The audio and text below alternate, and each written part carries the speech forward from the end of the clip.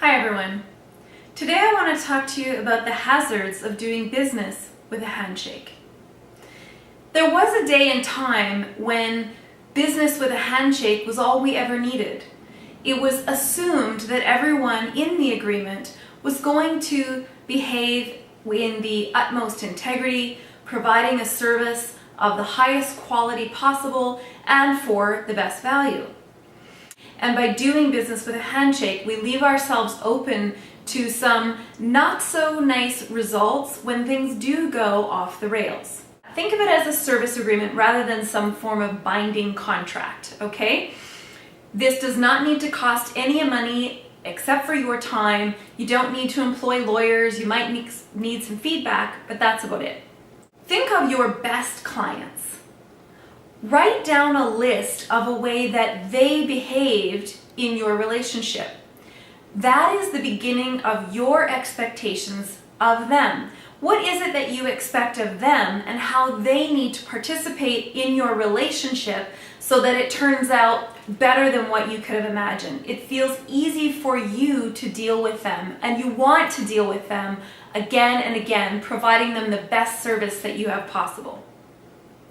Now write down the list of things that they fed back to you perhaps, or that you already know of you, that you offer when you are at your absolute best. What are the things that you provide to your client, sometimes consciously, sometimes unconsciously, that have that relationship turn out so well that that client can't wait to refer you to other people over and over again? The third thing is names. Who are you that you are signing this agreement? So your name and perhaps your CEO or vice president or founder, principal, whatever the name of your business is, and maybe an address of that business. And then who is the name of your client? So their name and the position they're holding in whatever company or firm they're in. And if they're self-employed or they work from home, simply put their name and their address. That's fine.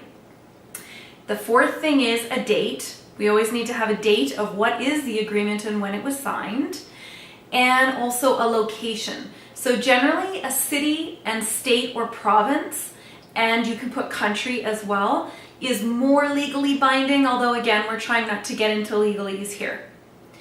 You also want terms of the agreement. What is the date that this agreement is going to be valid for? Is it for a 90 days? Is it for 120 days? Is it a 1 year, a 2 year? Regardless of the time frame, specifically write the dates. It is valid between this date and year and this date and year. You may also want to write that it is renewable. There is an option for renewing. Maybe it's renegotiable between certain dates. That gets a little bit more complicated than necessary, but you can add that. And then, of course, the fee. What is the payment fee for this term of agreement? When is it payable? Exactly by when and how? Perhaps 50% is due in the first 15 days, and then another 25% 30 days later, and another 25% another 30 days later. Just an example. But be very, very specific about the payment terms.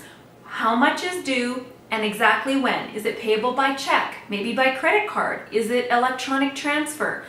You need to really, really be specific.